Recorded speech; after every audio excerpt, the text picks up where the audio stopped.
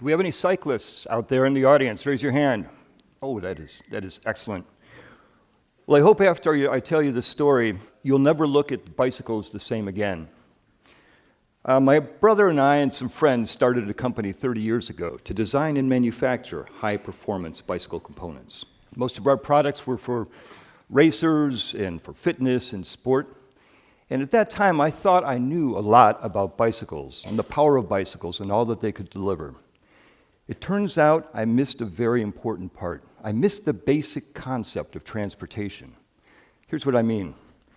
If I went around the room and asked you, what was your transportation story last week, this is probably what I'd hear. I walked to work. I rode my bike. I drove my car. I took a bus, a train, a tram. My flight was delayed. I got harassed at TSA. That would be your transportation story. If I was to ask the same question in rural Africa, the story would be about walking. It would be about racing the sun from sun up till sundown, trying to get what you needed to do in that day complete. Every step, a race to overcome the barrier of distance before the darkness of night. We really learned about this about 13 years ago, immediately following the Indian Ocean Tsunami. Like you, many of us were watching this disaster unfold on television, and it was horrible, and we thought to ourselves, oh my gosh, how will we respond? As a family, we thought, well, maybe we could raise funds and send it to the Red Cross. But then as a company and a family, we said, you know what, maybe what we could do is leverage our experience in the bicycle industry and deliver a large-scale bicycle program to help people basically get moving again, back into transportation. So we took that idea and we called all of the relief organizations in the US and we said, hey, what do you think about a large-scale bicycle program to mobilize all these people who had lost so much? And all of them said, no, just send us your money. Well, that didn't make sense to me. So my wife, Leah and her photographer, we flew to Indonesia and Sri Lanka and began interviewing communities and relief organizations on the ground, and we asked them the same question. What do you think about a large-scale bicycle program? And the response was the complete opposite. They said, you can do a large-scale program with bicycles? That would be fantastic. So along with Leah and our company, and with the support of the bicycle industry, we worked with local NGOs and communities, and we delivered 24,000 locally sourced bicycles to those people. Thank you. To those people who had lost so much. The impact was deep and immediate. I remember being with Leah in Sri Lanka, and she was gathering photography and stories from one of the relocation camps that was many miles away from where people used to live. And a man was riding out of that camp with his daughter. And they were going to the clinic because his daughter was sick, and then they were going to go to the marketplace. The distance would have been about 10 miles and would have taken them about 4 hours and would have exhausted the child if they were walking along the way.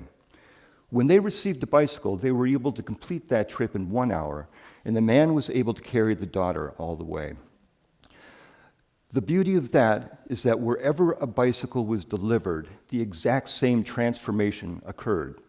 This boost in productivity and efficiency, this ability to use your transportation to regain your livelihood and your jobs and your clinics. So we hired an outside organization to measure the impact. What has this done? What is the return on investment? And the results were that there was deep and immediate impact in the areas of healthcare, education, and economic development. We published the report. Our job was done. We were going to go back and keep designing for the top end of the market for racers and enthusiasts around the world. As we were wrapping up, an individual from one of the relief organizations came to us and said, the work you've done here is truly impactful, but do you realize the same number of people that died in the tsunami, which is about 230,000, die every 2 weeks in Africa from hunger and preventable disease? You have to scale this bicycle program up in Africa. Well, that hadn't been our plan. But you actually can't turn your back on a comment like that, particularly with the results that we saw. So we challenged ourselves and said, okay, let's scale up in Africa, and we'll kind of do it like a business. We'll focus in on the 3 key areas of impact: healthcare, education, and economic development. We'll isolate those, we'll measure them carefully, and publish the results. So we researched a bunch in Africa, and we chose a large-scale healthcare initiative that was going on in Zambia. It was a consortium of well-known relief organizations addressing the devastation caused by HIV and AIDS. What they were going to try to do is train the villages how to take better care of themselves. So they would train village healthcare workers to go back into their villages and teach about prevention and testing, and then how to care for the sick and the dying.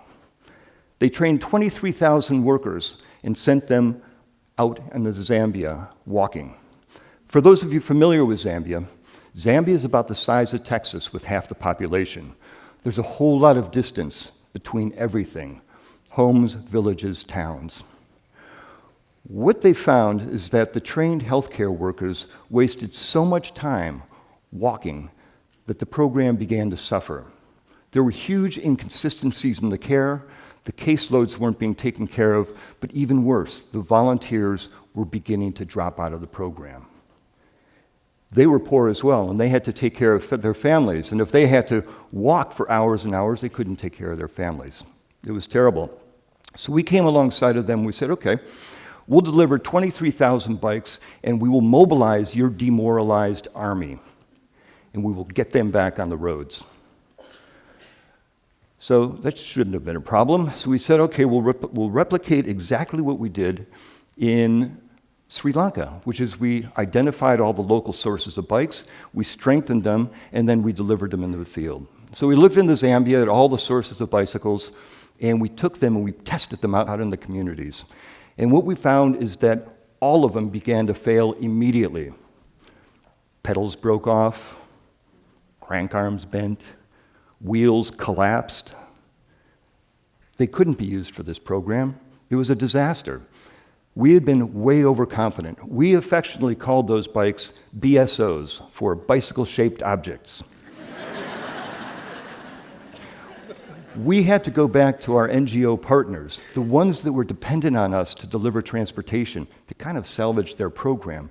And we had to go back to them and say, if we followed through with this bike program, it would fail. We need time to fix the supply chain.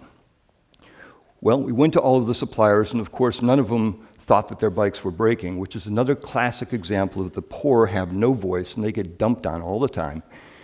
But there was one of them that said, oh, we had no idea our bikes were breaking. Can you help us fix them? Well, that we can do. That we know something about. So we worked very closely with them to improve their bikes and their supply chain, and then we began delivering bikes into the healthcare initiative. Royce is one of the healthcare workers, and she also was suffering from long distance to walk, but when she received a bike, it was like turbocharging an angel. She was able to visit more patients more frequently and spend more time. She was able to leverage the teaching and the training that the NGOs had given her and help spread it out throughout her communities. And when she wasn't working on healthcare for the communities, she was able to use the bike to assist her family. We found that our research said that she was able to go 4 times further, which means visiting more distant patients, and also visiting twice as many patients. That program went from suffering to conceivably failing to becoming one of the leading programs in service of HIV and AIDS. So we thought, okay, we ended up delivering about 160,000 bikes into healthcare initiatives in about 18 countries, and we saw very similar results. So, thank you.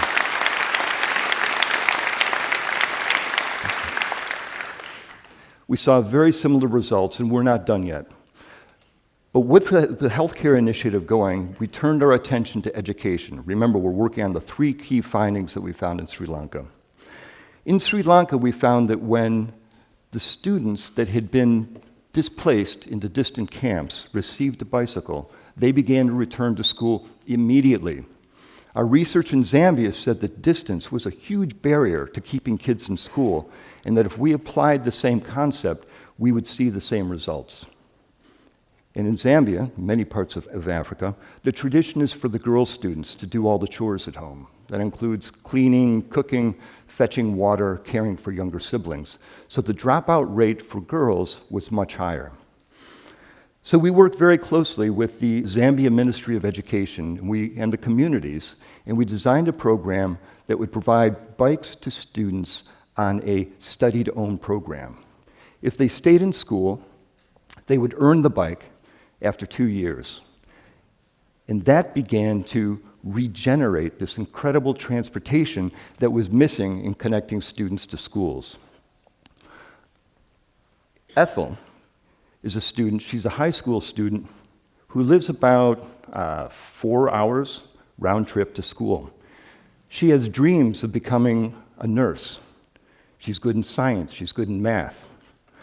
But the distance to her school is likely going to crush those dreams. When she received a bike, she immediately was able to get to school on time, use the bike to help her family, and ensure that she had a chance to get to those dreams that she cared so deeply about. Today, we've delivered over 150,000 bikes into education initiatives like the one that Ethel was part of. We've seen over a 25% increase in attendance and over a 55% increase in performance. Who wouldn't want to try that with their teenager at home, huh? The consistency in the impact is so great that we begin to funnel or focus all of our philanthropic work into the area of education. And the results, again, are off the charts, and it's very easy to scale. But there's a really interesting thing. One thing I've noticed is that philanthropy will help people stuck in poverty, but it won't get them out. Economics will. What we found is that whenever we delivered a philanthropic program, people in the communities would come to us and want to buy the bicycles. These would be entrepreneurs, farmers, people like Georgina here, who had long, long distances to travel. And they needed basic transportation, and they had no choice other than walking. So we founded a for-profit, so the not-for-profit founded a for-profit, to serve those underserved people. And it's a wholly owned for-profit. So now the not-for-profit has this great revenue stream. And the beauty is that it's beginning to deliver bikes much further afield than we could ever do philanthropically. So the way I look at it, the philanthropic programs are pioneering programs of excellence and giving examples to other people in other corporations where great impact can be had with basic transportation. I believe that if we look at Sub-Saharan Africa, and there are about 1 billion people, depending on who you ask, living in Sub-Saharan Africa, over 600 million of them are living in the rural context where walking is their primary mode of transportation.